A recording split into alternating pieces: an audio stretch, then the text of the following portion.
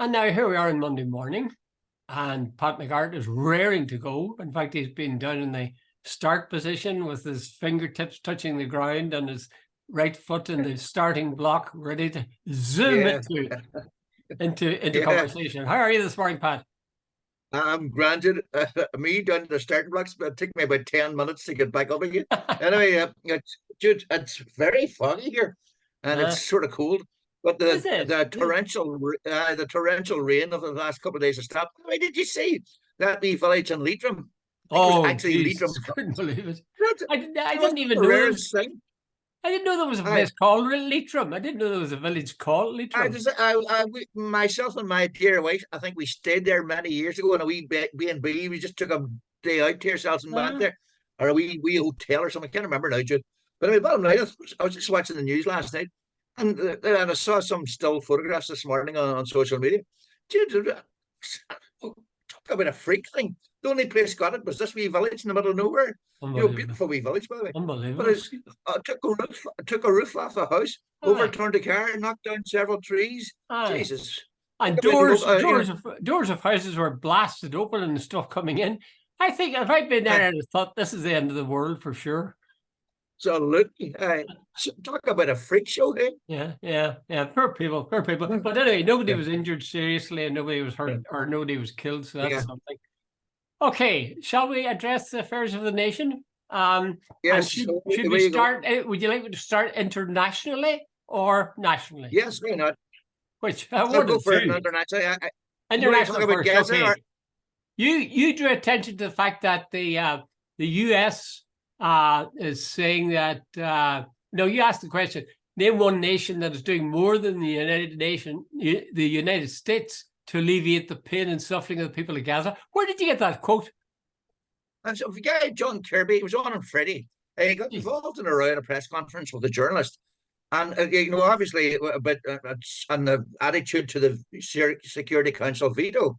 Yeah, your man sort of started on about in the middle of the press conference, and John Kirby says, "Hold on a minute, don't speak. Now, name me one country who's done more for the people of Gaza, calling for pauses, getting in water, food supplies, other than the United States." And I thought, you talk about dystopian. Jude, I wrote it down. There was an Israeli general, a retired general called Itzhar Brick. He says all our missiles, ammunition, precision guided bombs, all our airplanes and bombs, all our US. The minute they turn off the tap, the war is over. Yes. And by the way, the other thing this is, he said that in other words, the Israelis don't have the arms supplies; they're getting supplies. Last week, U.S. Congress voted 100 million for tank shells for Israel, 100 million quid. And name me one country that has done more to bring suffering, death, destruction to Gaza than the United States. Jude, it was dystopian. It was also, Orwellian. Here's a man almost telling you that, war is good, or war is peace, and peace is war. Well, I think The there's whole thing two in his things head. that I think there's two things at work there, Pat. The Americans have so long been the getting the back off, as they say, Israel, that they find it Yeah. impossible. I'd say the general population probably find it impossible to think in any other terms than we back Israel. Um, Yeah. and secondly, I think they're so far away from there. I mean, we're relatively near compared to them. Yeah. It's so far Yeah. away. I think it's hard for the average American to have very much pity. And the Jewish lobby is huge. My son was telling me, for Mm. example, that in the village he lives in New York, the town, that there was posters up for missing persons. Which Yeah. who are the missing persons? Of course, it's the people that Hamas kidnapped. Yeah. So there were posters about that, but presumably not about the other thing. So I think it's a way of thinking, maybe, rather than I wouldn't like to think the American people and even the American government were so callous that they wouldn't be aware of the fact that it was their weapons that were killing these people. Jude, I know someone I would love to think you're right, but I don't. I think the Americans know full well. Like, Jude, Americans have rolling TV. They've got Fox News, they've got CNN, the MSBC, ABC. They know what's happening. But I think maybe to a certain extent, I'll give you this, that they're sort of programmed to accept us. But CNN, people like that, are asking big questions about what the American role. But maybe the old conservative Americans don't watch CNN. But maybe this is like climate crisis. It's people saying, "Oh, yes, terrible," and actually doing nothing about it. I mean, there's no point. I note that was it the Irish government's going to join with the Spanish government and the Belgians and somebody else to register Malta. A call for immediate ceasefire.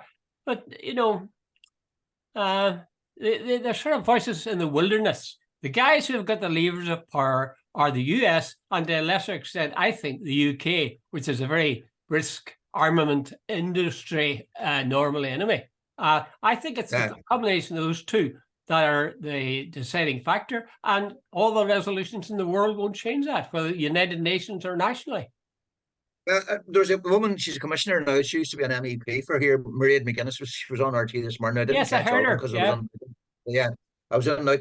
But Claire Byrne said to her, and the letter I think the Irish have written is Micheál Martin affair, and I haven't been his biggest supporter and so far, but apparently he said there's a big question mark about the EU losing its credibility.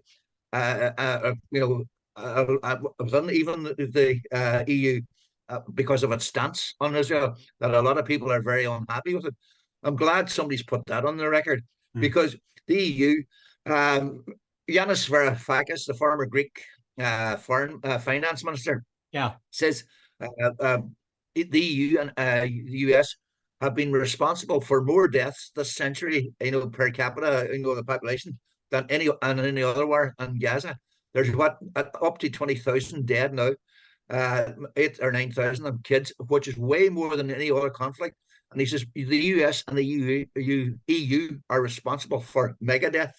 Jude, when this is all over, there's going to be major question marks asked about what exactly went on. Well, I tell you now, Pat, that I heard a Jewish guy, a minister or an official of some kind, on today. I think it was Radio 4. And I'm telling you now, he literally referred to the Palestinians as animals, as less than human, and he was basing that on the fact that they did what they did, when they broke through the fence and attacked those 1,200 or 1,400 people. But I mean, he was talking, and I think that's the way many Palestinian or many Jewish people think, or Israelis certainly. And he used the phrase, my God, he used the phrase, which I just turned to my stomach, mowing the lawn. Mowing the lawn. I think they want to simply get rid of the Palestinian people. I really do believe that now, one way or another. They want them out of there. Yeah. Do you think that's exaggerated? I think there's an arrogance in the Jewish lobby type, or the Israeli lobby, or the Israeli state, that they think they've got rights that the Palestinians don't have. Dude, that phrase "mowing the lawn" is absolutely deeply offensive. What they mean is they're going to go out and kill a certain number of Palestinians to keep the other ones in their place. And that's what that's about. And these are the people who refer to them as animals. These are the people who bomb civilian buildings. These are the people who send guided missiles into a place that people can't escape from. These are the people who have turned off water, electricity, medicine supplies, and food to 2.3 million people. These are the people who are telling people that you're displaced from here, go south, and then when you go south, they tell them, now we're going to attack the south, go north, and in the meantime they bomb them as they're going there. So what right have they to describe anybody else as animals? Well, I agree with you completely, but I suppose they're taking in their cue. There's nothing I think uniquely savage about what the Israeli state is doing at present, because I mean the Americans did terrible things to Japan. The English and the Germans did terrible things to each other during the Second World War. The British Empire did terrible things to people throughout the world in the 19th century. So again and again, the message is driven home. If you want to succeed, as a country, then you've got to oppress other people and be ruthless about it. Just simply take everything they have and make it your own, and set your policy for your own people. Forget everything else. Hamas are evil because they shot people at close range, but they died. But it's civilized, and we're got God on our side. When we put a bomb into a building and kill 500 or 600 people, but it's done almost surgically, that's okay. We're not bad guys. We're civilized because we used a bomb. Jesus, Jude, that is the rarest form of mental gymnastics or moral gymnastics. It's all right, Jude. How many kids now, and how many people after this is all over who will be massive supporters of Hamas? And Jude, I'm going to push this out of it. I think in coming years, the Muslim world has now become so angry, so radicalized, so full of hate towards the West. We will all pay a massive price for this in the years to come. I am almost certain that that's going to happen. And by the way, morally and all, we're in a very rare position to argue that their hate is not justified. Yeah. That's true. But again, let's face it. If you think the comparatively tiny conflict that happened here for 30 years, I mean, there's a habit that people have of pointing to one atrocity and saying, "Look at what you guys did," and forgetting about all the other atrocities.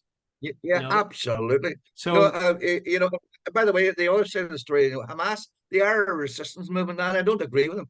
But I remember Martin McGuinness's famous one. I said to Martin, about this thing about planting bombs and all the rest of it.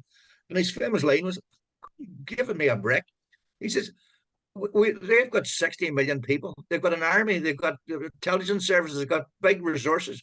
He says, we're a couple of hundred people fighting them. He says, do you think if we go for the 16th century pitch battle, chivalry, we'll attack you and then you reverse and you? He says, we would last about a day. He says, we have to use what they call terrorism. He says, how else do you resist it? It's doing the exact same. Whether you agree with it or disagree is irrelevant. But there's no way they can take on the full might of Israel and the full might of the USA. Yeah, it's a terrible state of affairs. I saw Joe Brawley talking on, I think it was YouTube, and he said something about looking back on the Troubles. He had to reject what Republicans did because of and the British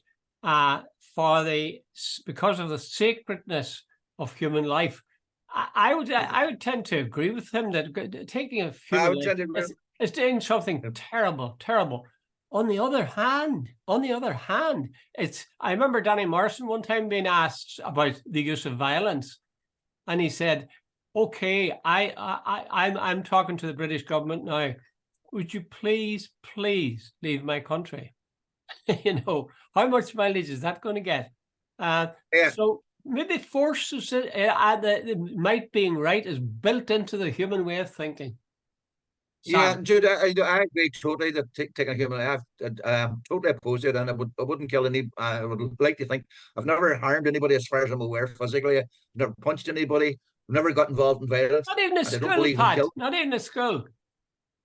Maybe I had my childhood off, Jesus. I'm talking about as a sentient adult. But anyway, Jude, but having said, the complete hypocrisy of the Americans and so on, condemning Hamas when they can beat the shit out of putting bombs into Vietnam, using Agent Orange and carpet bomb in Cambodia. They almost put Iraq down to rubble. It's well, okay. Pat, is it all right if we stop talking about this killing? Because that's true. I met a guy yesterday, and he's the nicest young fella I know. I met him telling me, he said, "Pat, I've stopped watching the news," and I'm getting like that as well. I swear to God, that's right. My wife won't look at it anymore. The minute the news comes on, always it's the rubble of Gaza, and she says, "Switch that off. I can't stand it anymore." Judge, by the way, before you go on to your next topic, can I run this one by you? Tomorrow in the Houses of the Mother of Parliaments in Westminster, the Rwanda bill is coming in. And here's a thing I'm going to run by, and I should apologize in advance for not giving you. This enough Tory MPs caused trouble for Rishi Sunak. There is no, it's not a big possibility, but there is a possibility that there could be another heave against another British Prime Minister, right? That's So correct. that could make it 5 since I think No, 2019 if that'll be he goes. six. Six. Well, That'll be the 6 six. anyway, right? Okay, right. If he goes, what he might do, say, right, I'm going to the country, call a general election, and let the people decide the implications for us. So the one-shot protocol is now allegedly at the final stage, but there seems to be no sign of any discussions so far to bring it forward. What happens to us? Do we live then for another? No, if the British, there'll be no general election before Christmas. Now, I know this is all hypothetical. Are we supposed to now wait maybe for another 6 months, year, by the protocol, without a government, with an education systems falling apart, health service falling apart, people not getting paid? What are we supposed to do? Well, I think that's a problem, all right. But take the first thing you mentioned. I don't think Sunak will be dethroned or decapitated. Not because they like him, not because they wouldn't like to do that to him, but they know they would look absolutely ridiculous to have yet another prime minister dumped. And there's no other candidate in the wings that anybody can think of as being the knight in shining armor that would save the soul of the Tory party. So I don't think that's going to happen. With regard to us being stuck and at the mercy of crumbling health system, housing, etc., that's going to be the case anyway. Whether there was a Tory elect, whether there's a general election or not, that's going to continue. And whoever comes in, or even assuming Sinn Féin gets, if there was another election, and incidentally, I think a lot of people would be a bit reluctant here. Are you talking about the general election for Westminster, Pat? The Westminster, yeah. You're not talking about here. I was going to say that if it was an election for the Stormont, a lot of people would be on the national side, be very cheesed off that the thought that the national side had elected a first minister and that first minister hadn't been allowed to serve for 1 minute in office, because of the blockage of the unionists. I think Richie Sunak is in a pretty parlous state, and he's going to have a hard time this week, but I think he'll survive it. That's my own thoughts. Okay. All right, that's right. Have I clarified that to you now, Pat? I just stop worrying about that little problem now. I fixed it for you. Okay. You also have a note here saying that you're a believer in Catholics and Protestants coming together. I can't believe it. I can't believe you're saying this. Yes, no. But I was listening to a bit of a thing on the Sunday politics yesterday. I can't remember who made the point, but someone made the point. It's a very good one. In Northern Ireland, right? First of all, Catholics go to one school, Protestants go to another. Yeah. Then, not only that, boys usually go to one school. There's quite a lot of schools that are boys' schools, and then there's quite a girls' school. Then, unlike the South, you have this thing called the 11 plus, or the transfer test, as other like to call it, where 24% or 25% head off to grammar school, and the other 75 are separated and sent off to whatever school's available then in their area or whatever, and so on. And I was thinking, everybody think by the way, when I came to Derry first, I thought the Catholics kept talking about discrimination. I thought, the Catholics are very happy about the 11 plus, which I consider discrimination of a huge level. And then I started. I'm going to wrap up because this could go on for half a day. Look at the South. The South has a comprehensive education system. It has attracted the biggest high-tech companies in the world. It is the biggest budget surplus in Europe.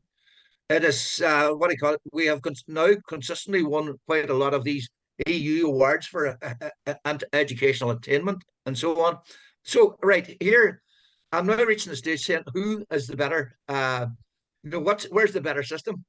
Well, I would have no hesitation saying the South is a better system. Although, I mean, when I was going to university in the 60s, in Dublin, we definitely thought that our education was superior. Talking to guys from the South about various things, it appeared we'd got our skills honed to a greater extent. But then again, most of us were grammar school boys. It's an interesting one. Okay, first of all, let's take the Catholic and Protestant schools.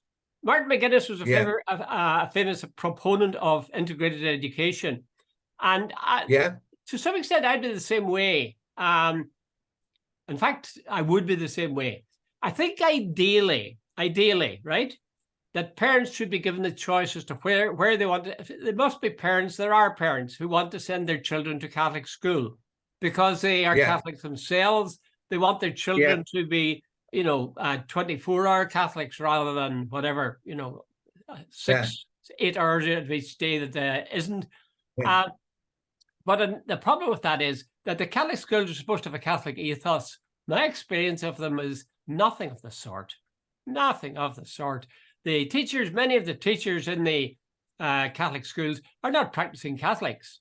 So the notion of them creating a Catholic ethos, actually, I think it's for the birds. So I would scrap, certainly, I wouldn't have any problem with integrated education. With 11 plus, I couldn't speak out strongly enough against it. I think it is a disgusting, primeval system, and it's supported by people who don't have the slightest idea about how people learn and how people develop in their thinking. It's ridiculous. It's ridiculous. And the reason it's kept in place is that the people who have got grammar school status and controlled grammar schools have got voices that are louder. They're usually middle class. They're usually, eminent positions in society, so they can speak up and articulate very good idea to keep on the grammar schools. Whereas I've talked to parents of kids who go to secondary school, and they'd say things like, well, Johnny would never be fit he wouldn't be fit for the grammar school, so he's better to be where he is. He's happier where he is. I think that's such a bad thing to do, to brainwash parents into believing their own kids are stupid, whereas in fact the damn system is stupid. The other thing is this?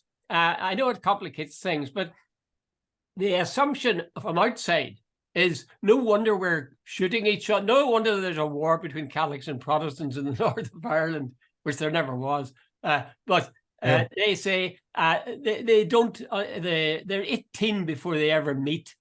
So of course you're going to be faced with a bunch of bigots. Well, actually, that's not true. It is true in my own case. Well, no, it's not true there. But by and large, it'd be true that most Catholics and most Protestants don't meet the other side until they go to university. That's the first opportunity they have, if you like, to meet with the other side on a steady basis. But to assume from that the Catholic schools and the Protestant schools produce bigots, I don't think that's true. For example, I was brought up in the Catholic school. I'd like to think I wasn't a bigot. In fact, I'm not a bigot. I've got many faults, but that's not one of them. Okay, have I resolved that one for you? I remember chatting to Gregory Campbell one time, the DUP's Gregory Campbell. Yeah. And Gregory surprised me by saying, he says, Pat, I suppose if you boil it down, if you're sitting beside a guy from 9 o'clock in the morning to 3 o'clock in the afternoon, and you get to know him, be you Catholic or be you Protestant, there's less likely that you're going to go out and throw stones at him at 5 o'clock in the evening. Now it was boiling it down to basic humanity. He wasn't making a big point about it, and I suppose there's an element of truth. But no, do you know what I was thinking? I wasn't actually. Well, maybe there was a wee bit of religion in it, but I was thinking as there's something wrong with a society where 74% fail a test. And by the way, you don't fail the test. They say, you do. That's the way it is. Of course. There's but as well as that, the test is set up to the rich people who can get the grange for their kids. Can nearly always ensure they pass the test. Johnny McDade, or Johnny, what do you call it, Doherty, or Johnny McLaughlin, who lives up in Craigan or the Bog, it's nearly guaranteed that he will be get a less of a chance, even if he's brighter than the guy down the Culmore Road whose daddy's an accountant or a doctor or a solicitor or whatever. Because the system is set up for, as you say, the nice middle class establishment. And it'll keep on going that way. I mean, there's no groundswell of a desire to change things. I mean, you may have the Alliance Party, a growing element, and of course, it's one of the forces behind the notion of integrated education. But I don't think they'll have much effect on the way things are organized. There's so many other things. I mean, the schools are falling down around teachers' ears at the moment. So I suppose they're thinking, let's get the hole in the roof fixed first of all before we think about integrated education. Yes, yeah, I think you're right. Pretty well all of the headings under which you mentioned, I think, are bad for people. A bad way of yeah. dealing with youngsters, and people have. I suppose if they had a conscience, maybe they would be out agitating for something better than this. But there's Yeah. you have to join a queue. There's a whole queue of things that need to be redone. But I'll just finish with this. If there's anybody who has got a child out there that you're worried about them not passing 11 plus, if you give me a year's notice in advance and you give me plenty of money, I will guarantee that kid will pass the 11 plus, because I'll Aye, coach it. yeah. Okay. Let's see what Right. else. Now, we're getting near the end here. Oh, yes, Pat, I was just thinking about this today. See, if you were to put your hand in your pocket now, would you be pulling out money or would you be pulling out a credit card? Well, right now I have nothing either.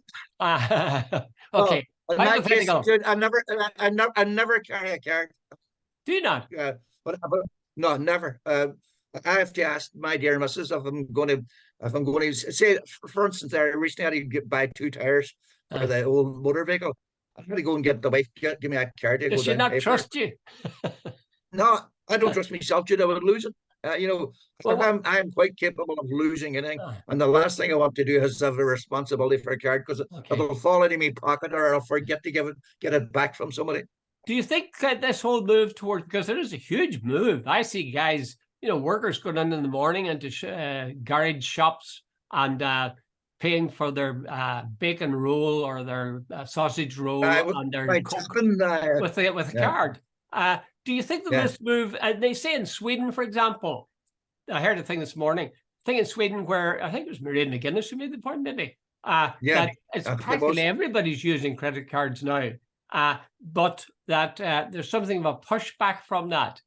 And Michael Mhm. McGrath, who is, I think, is he the Minister for Justice in the No, he's non-occupied Minister for section? Finance. No, he's Finance. the Minister for Finance. Finance. But anyway, he's apparently said that he's going to put in more ATMs all around the 26 counties because people like to have cash. Yeah, I can imagine that'll be a problem for many people, but to be honest with you, I think I find it so much easier. So much easier. I think it's bound to win the day, and cash is bound to be yesterday's currency. I think people just get fed up. Don't forget, cash isn't really anything. It's just a sort of a promissory note. Those are all IOUs you yeah. have in your pocket. So you're at one remove from real money or real wealth, if you like. But it's so much easier, Pat. I filled my car this morning, for example, and if I'd had to shell out the money, I know it would have hurt more, but it would have taken me longer as well. And all I had to do with this is Yeah, stick the card but in. that's the problem. I think a card's so easy, and you lose track of what you're spending. I think in Sweden they're saying that people should be allowed cash to pay for their groceries, or particularly small items. Also in restaurants, if you get in for a cup of coffee, Jude, and you pay, that card is costing you money. I saw there a sign on a wee restaurant some time back. If you pay us cash, the money is all ours. If you pay by card, the bank gets the bank charges over a year or a month was something like 14%. Ah, And the other thing as well, if we use our cards all the time, every government, every department will know exactly what we're spending. And all the rest. If I want to give a wee fella down the road for filling me petrol tank €2, everybody knows I'm giving him on the card and so on. Whereas if we give him €2 cash, he can put it in his pocket. I take a point, Pat. It's part of the sort of scrutiny of every individual in the state by the powers of the state if they want to. That's true. I've sort of given up on that, but I would still say that that's the way it's going to go, whether we like it or not. It's going to go, and we're going to do it willingly because most people find it easier to do that. And to be, as I say, it doesn't hurt as much at the time. You may be hurted eventually when you go to look at your balance in the bank, but at the time, it isn't such an awful drive. Pat, we're down now to just 5 minutes, and I don't know if we should talk about this at all. All right, I'll just say what it is. And it is that there's an article in today's Irish Times, right? And the heading is, we need a new, freer moral framework for thinking about sex. Yeah. I find I can Yeah. think about it, but I can think about sex or remember sex. I can remember sex without having any new free or moral framework. But anyway, this guy says we really should begin to think about morality and sex as two different things. Is he right or wrong? Because Well, sex Jude, is dealt with differently today, Pat, from when you and I were young. oh, absolutely, Jude. When I was growing up, I remember sex. Anybody had sex before marriage was oh, absolutely outside the pale. Sex Yeah. was only allowed in marriage. You only could love someone of the opposite gender. Divorce was not. Now, Jude, I remember there was an East German skater. I think her name was Katrina Witt or something. I don't remember it. But apparently she used recreational sex, it didn't matter, before a big contest. I remember that was the Stasi or someone. I remember the name of the East German. They they Yeah. they Yeah. they were spying on her all the time and so on. But you know what I mean? The bottom line is the world's changed. I'm not sure necessarily for the better, but there used to be terrible hypocrisy, Jude, about sex in this country. And now, but the other side, as usual, human beings. I think nowadays there's almost recreational sex, or people feel they're entitled to sex without any sort of connection with the other person Well, you or see, any relationship. but this is a point, Pat. I remember being in a debate, and I argued the case what you're arguing now. I think that if you're where sex is involved, there's more than just the physical act. There's all sorts of emotions and sort of promises in a way. Somebody says, I think it was Arthur Miller said that in the famous Crucible, where he said every time a man and a woman get together sexually, that there is an implicit promise in that. And I tend to think that, but then I watch movies, and again, it's quite clear, like that on first dates, people have sex simply for the pleasure of it, and then they're happy enough to walk away.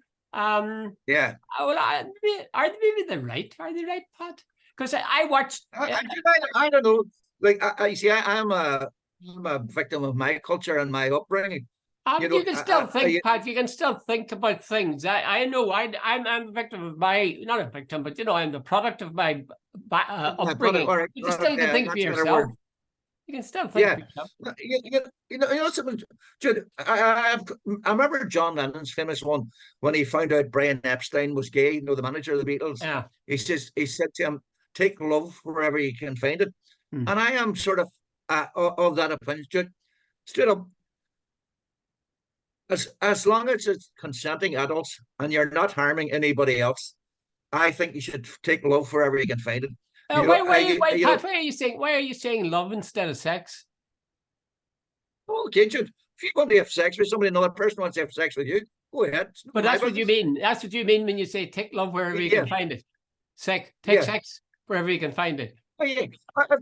Something, Jude. I'm right. I'll boil it down. Say consenting adults, and you're not. Say I'm out. Jesus, my wife going to kill me. If I'm out in the street tomorrow and I meet somebody, and she says I want it too. As long as I am not harming, I'll be harming the wife, of course. Not thinking. But look, say I'm single and I'm not, and the other person's single, and there's no harm being done, and we both agree. Hey, come on, it's a good idea. Jude Collins has no right to tell me, "Oh, I condemn that." No, I wouldn't. I wouldn't be in favor. I remember a wonderful series by the main actor was Sean Bean. It was called Broken. Yeah, it was about a priest in the north of England. I don't know if you saw it. 5 years ago. And one of the points he says, I think the best thing the church could do is just get out of the whole question of sex, making judgments about sex. And I thought the Pope reflected that at one point when he was asked about gay people. He said, "Who am I to judge?" It's a very complicated thing. I remember years. Pat, sorry, I just finished this one quick. I remember years ago asking the guy, and it was in Canada, and I said, "Do you think there's any connection between love and sex?" And he looked at me as if I had two heads on me. It does seem to me that the two aren't necessarily going hand in hand. I think it could have love without sex, and you could have sex without love. Yeah, absolutely. I remember asking Bishop Daly about this whole thing and he said, "Pat, let's be clear." He says the Catholic Church has spent a while of its time and sort of on the sins of the flesh. He says, human beings are human beings, And I thought it was a very sort of mature and sort of Uh, compassionate thing to say. it's You very tricky matter. Anyway, we probably cheered people up a bit this morning, Monday morning. know, They thought we were going to I get mean, talking. you chatting about sex. They thought boring old politics, and here it is, a sex fest. Aye, Okay, bye. good catch it. Good luck, man.